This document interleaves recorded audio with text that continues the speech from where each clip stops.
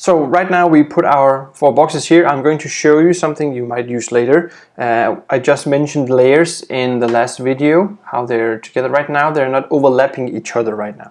I'm going to force the third box here to overlap the first one. So back to my Visual Studio Code, I'm going to change this margin here to just 55, and now you can see the third one is over the first one. Now if I want to make the first one actually be on top of the third instead, I needed to play around with what we call set indexes. And set indexes are basically like layers.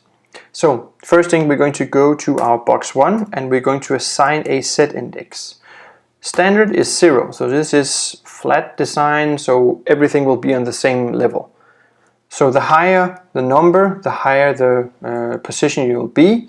And the other way, you can also go negative, so -1 would actually be you're below 0. So I'm going to give this a set index of 3, for example, and I'm going to make sure that this one is set index 1.